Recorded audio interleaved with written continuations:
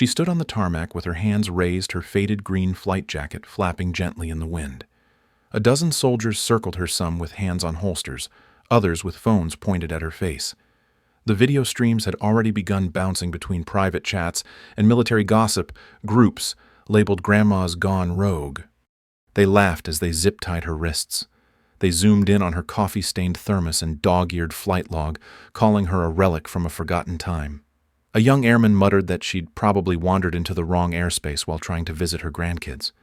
No one asked her why she was there.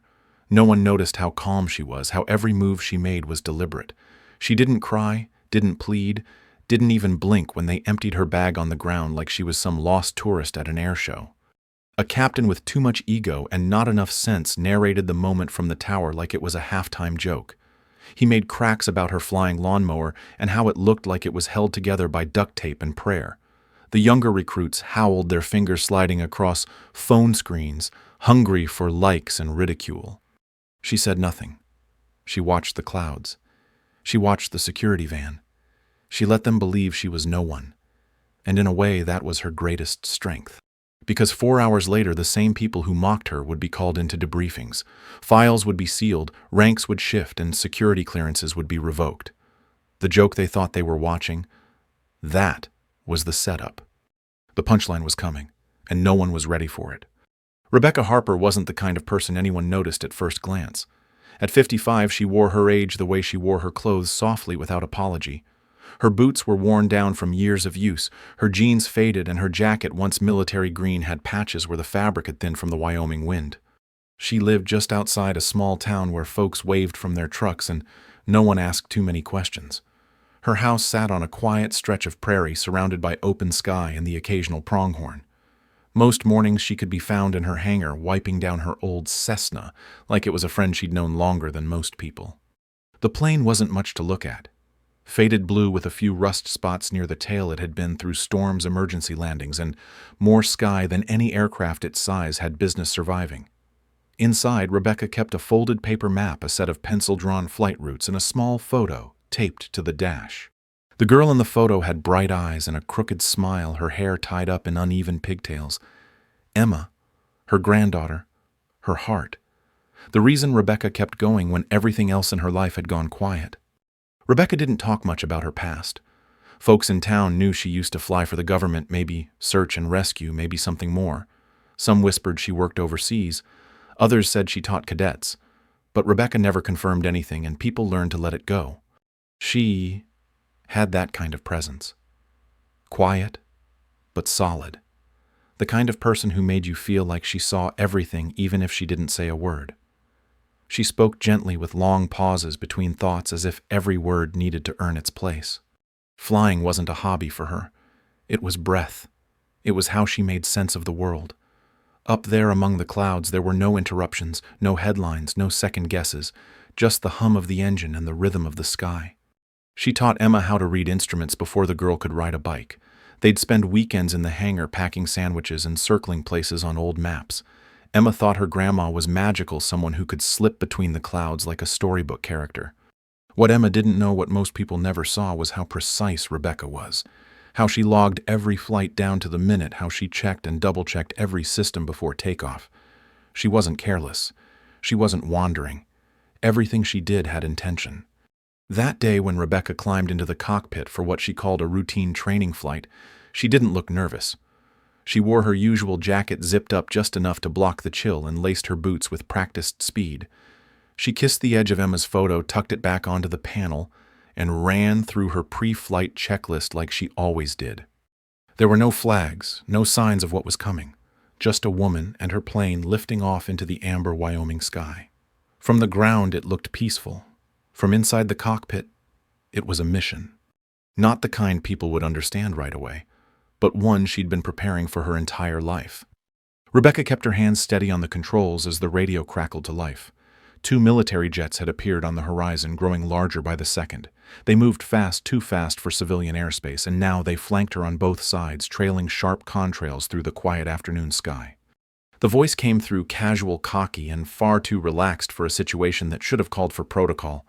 A male pilot commented that at least she could talk not bad for someone flying what looked like a flying lawnmower. Another chimed in with a laugh, guessing she was out for a Sunday drive in Grandpa's crop duster. Rebecca didn't respond to their tone. She stayed focused, her voice even, and clipped as she acknowledged their position and confirmed her descent. Her fingers moved smoothly across the controls, one eye on the instruments the other, watching the edges of the sky they weren't looking at. While the jets danced around her like show-offs at an air parade, Rebecca noticed something else. Just above the ridgeline to the west, a shape glided against the wind, too sleek and fast for commercial. It was climbing hard, slipping behind a cloud line, and not responding to the usual tracking beacons. The jets didn't see it. Or if they did, they didn't care. Their attention was locked on her, playing out a rehearsed scene that left no room for possibilities outside their assumptions. One of them even joked that maybe she got lost looking for a bingo hall. Rebecca made no effort to correct them. She adjusted her heading exactly as requested, lowered her altitude, and confirmed her compliance. All the while her mind locked on the silhouette that had already started to vanish into the high blue. It wasn't just another aircraft. It was moving too cleanly, too precisely, like it had done this before. She could feel it in her gut, the way experienced pilots sometimes know something long before radar can confirm it. Still, she said nothing. Let them escort her. Let them believe she was no more than an elderly woman who'd taken a wrong turn. It was easier this way. Her job wasn't to win their approval. It was to gather what she needed and buy time. She gave the F-16s her full attention on the outside while her mind tracked every angle, every movement, every second that the real threat moved farther out of reach. This wasn't a mistake. It was a setup. And if she was the distraction, she'd make sure she played her part exactly right. As soon as her wheels touched the tarmac, the circus began. Ground crews spilled out like they were responding to a threat, not a woman in a weathered Cessna. Phones were already recording before she even cut the engine. Voices rose behind the camera lenses, some laughing, some whispering, most pointing. One soldier mimed knitting, another shouted something about checking her purse for peppermints. No one spoke to her like she was a person, just a punchline they couldn't wait to upload. Rebecca sat still, hands resting on the yoke, eyes calm. She didn't argue when the zip ties were pulled tight or when they pulled her down from the wing like she might bolt. She moved slow, not from fear, but from control. They dumped her flight bag onto the ground, letting her thermos roll across the concrete and her hand-drawn maps scatter like junk mail. One guard picked up her logbook and read it aloud in a mock-serious voice, calling it revolutionary. The laughter rolled through the crowd like it was a game. She said nothing. Her face gave them nothing. While they smirked and posted and pushed, she stood with quiet dignity, absorbing each insult like it didn't touch her at all. But it did. Just not in the way they thought. Each laugh was a reminder of how quickly people judge what they don't understand. Each camera flash was another line crossed by those too blind to see what stood right in front of them. She kept her eyes forward as they led her toward the waiting van. The tape holding her granddaughter's photo inside the cockpit peeled slightly in the breeze, barely hanging on. Like her, it stayed quiet, still and steady, even as the world spun around it in all the wrong ways. Staff Sergeant Marcus stood near the edge of the crowd, arms crossed, watching the scene on the tarmac with a tight jaw. Everyone else was either laughing or pretending not to, phones up, eyes locked on the woman in cuffs. But Marcus couldn't shake the feeling that something was wrong. He'd tracked her flight from the radar room, watched the path she took, the way she adjusted heading and altitude without hesitation. It wasn't the kind of flying you saw from someone lost or confused.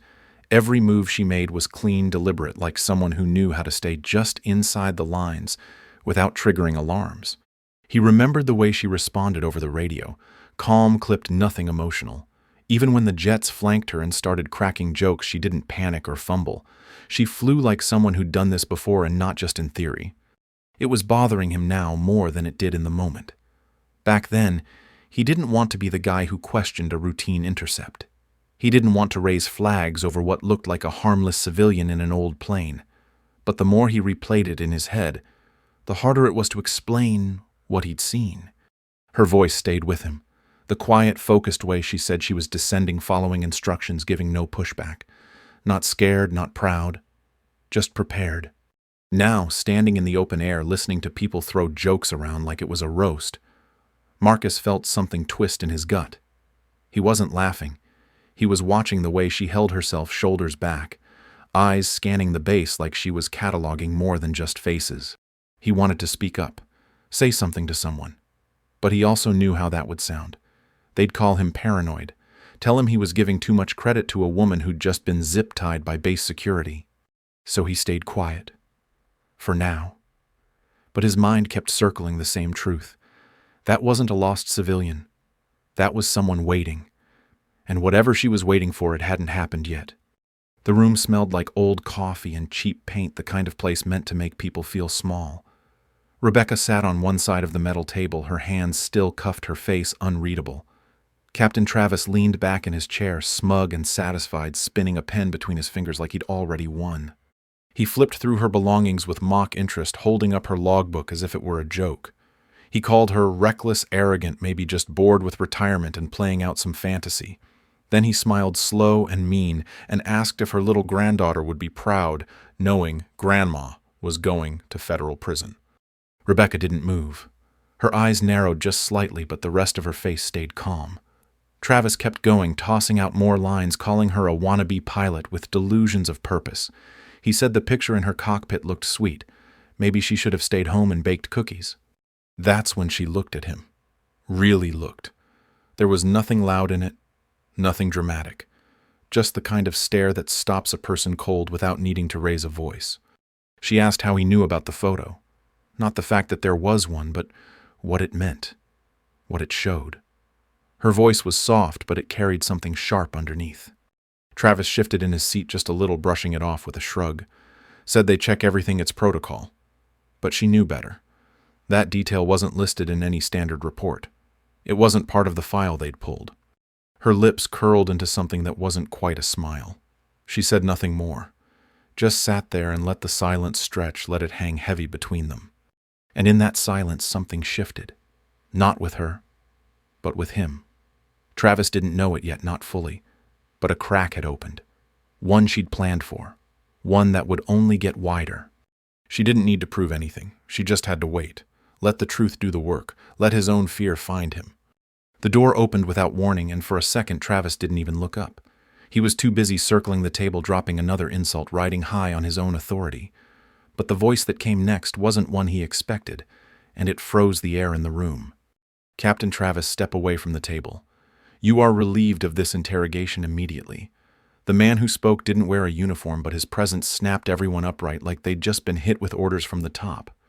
Rebecca turned her head slowly, not surprised. The man in the suit approached with a steady gait, handed a paper to the guard at the door, then reached into his pocket and pulled out a key. Without asking, he bent down and unlocked the cuffs from Rebecca's wrists. Commander Harper, we apologize for this delay. Your mission status remains active. The title dropped like a stone into the silence, heavy and unmistakable.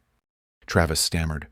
He glanced at the officers near the doorway, then at Rebecca, then at the man in the suit, trying to piece together what he had just heard. But no one was listening to him anymore. Outside the interrogation room, the hallway began to shift. The mood, once casual and mocking, turned clipped and urgent. Officers who had laughed hours earlier now looked away when she passed, unable to meet her eyes. Rebecca rubbed her wrists, stood, and gave a small nod of acknowledgement. She didn't gloat. She didn't look for revenge. She had what she needed. Time. She walked out of the room like she had always belonged there, leaving Travis behind to stew in confusion. Every step she took was quiet, but full of purpose. Every glance she gave cut through the noise like a blade. Her voice, when she spoke again, was cool and measured. Status of the primary target. That was all she cared about. Not the apologies, not the faces now lined with regret. She wasn't thinking about Travis or the men who doubted her. She was thinking about the aircraft climbing toward international airspace. She was thinking about a stolen payload and a clock already ticking. The game had changed, but she hadn't. She'd stayed exactly who she was the whole time. Only now everyone else was starting to catch up. Rebecca stood beneath the nose of her Cessna sleeves, rolled up clipboard tucked under her arm. The late afternoon light bounced off the fuselage as she ran her hand along the wing like she was greeting an old friend. Her steps were smooth, practiced, no wasted motion. She checked the oil, the flaps, the fuel lines. Everything in sequence, her breath steady as the checklist in her head. Ground crew moved around her now with urgency, no longer mocking, just quiet and quick. A mechanic tried to offer help, but she waved him off politely and finished the inspection herself. Inside the cockpit, she slipped back into the seat with ease, fingers flying across switches and dials. Her eyes scanned the console, then paused on the photo taped beside the altimeter. She touched the corner of it once before clicking on the radio and calling in for clearance. Marcus's voice came through clear and direct, but with a hint of something else. He told her the interference during her last flight wasn't an error. It was deliberate. Someone inside the base had masked the radar readings to let another aircraft slip through unnoticed. Rebecca didn't flinch. She asked for a timestamp, coordinates, and angle of departure. Marcus gave her everything, no hesitation now, just facts and sharp edges. "The mole is close," he said. She knew what that meant. Close didn't just mean inside the system. It meant someone she'd probably walked past more than once. Someone with clearance and a reason to keep her grounded. She keyed in the adjusted flight plan herself, overriding the default with a clean line toward the eastern mountain range. The same range the unidentified aircraft had used. It wasn't just a hunch anymore. It was a hunt. Rebecca rolled the Cessna onto the runway with quiet control, the plane responding to her hands like it had been waiting too. Engines hummed clear and strong. As she pushed the throttle forward, her voice came through the channel with calm authority. This time no one questioned her. No one laughed. No one stopped her. The wheels lifted from the ground and the sky opened in front of her like it always had. High above the noise, above the confusion, there was only mission. She flew straight into it. The mountains below stretched wide and jagged, their shadows slipping across the ridges like dark water. Rebecca flew low just above the tree line, her eyes flicking between the altimeter and the radar screen. The stolen aircraft had reappeared, blipping faintly at the edge of her scan, weaving along the border like it belonged there. She matched its altitude, throttle, steady nose tilted slightly to keep within visual range. The jet was too quiet for a commercial engine and too agile to be carrying cargo. It banked left near a snowy ridge, hugging the terrain in a pattern that told her one thing: it was trying not to be seen. Rebecca adjusted course without a word, relaying coordinates back to command. She kept her voice flat, clipped, unbothered. Every few seconds she adjusted pitch and drift, letting the mountain winds guide her path like a second set of hands. Then she saw it. A second aircraft, smaller, nearly masked by cloud cover, breaking off in the opposite direction. Most eyes would have missed it, would have locked onto the obvious target. But she didn't fly with emotion. She flew with instinct. She watched its arc, quick and clever, designed to distract. A decoy, and a smart one. Her radar blinked as it faded in and out of range, just long enough to throw off pursuit. But she stayed locked on the one that mattered. Rebecca mapped their spacing, timing each movement to the second, her pencil making faint marks on the map wedged between her knee and the console. She requested satellite support, but didn't wait for confirmation. She already knew the answers would come too late. The real payload was on the smaller one. The tight turns, the erratic dips, the refusal to break altitude, it all pointed to a lighter, more delicate transport, the kind that needed to stay hidden, not just fast. She slowed slightly, letting her shadow stretch behind the larger aircraft, all while logging new estimates for its partner's fuel range. Her hands never shook. Her breathing never changed. It wasn't confidence. It was control. The sky around her seemed quiet, but the pressure grew heavier with each mile. One wrong move and the whole thing would vanish again. But she had flown more dangerous skies before, and this one, as wild as it looked, was already starting to bend to her will. Rebecca watched the smaller aircraft dip through a narrow canyon barely visible on her radar. Command told her to hold, to observe and report only, but every second they waited pushed the enemy closer to open skies. She didn't respond with words. She flipped a switch under the dash panel and activated the emergency override. A low tone pulsed through her headset as her plane broadcast a national-level alert, triggering immediate response across defense channels. She didn't wait for clearance. She adjusted her heading, throttled up, and cut across the mountain range like a blade through cloth. Her plane was old but not ordinary. Beneath the worn exterior were upgrades few people knew existed. Rebecca had installed a custom turbo system, one built for quick burst climbs and sharp turns. She hit the ignition and the engine roared to life with renewed speed. The enemy aircraft jerked as if sensing the shift. It banked hard east, diving low, hugging a frozen river. Rebecca followed. Her fingers stayed light on the controls, reading every movement like a second language. Her eyes didn't blink. She cut through thermal pockets and drift zones using stealth sensors to keep her out of range. The air grew thinner, the climb steeper. She adjusted trim and boosted altitude, always 2 steps behind, but never letting go of the target. Back at base, alarms were ringing. Commanders scrambled to interpret her signal. But she didn't wait for permission to do the right thing. She had done that once before and paid for it. Not this time. She flew low enough to feel the updraft pull against her wings, high enough to track the target's pattern without spooking it. The terrain changed rapidly, sharp cliffs turning into open plateaus. It didn't matter. She was faster now, smarter. She cut the lights and reduced her signal profile, narrowing in like a hawk on prey. The enemy pilot made one final maneuver, trying to vanish behind a ridge. Rebecca rolled the plane, dipped hard, and locked her eyes on the reflection from its tail fin. It was enough. She had it. She spoke into the radio again, her voice calm and final. Pursuit engaged. No further delay. There was no turning back. And no need. The sky belonged to her now. The target aircraft dipped again, trying to disappear into the shadows of a narrow pass. Rebecca stayed just behind and above, quiet as dusk. Her thumb hovered over the toggle switch hidden beneath the panel near her left knee. She waited until the plane crossed the final ridge, then flicked the switch.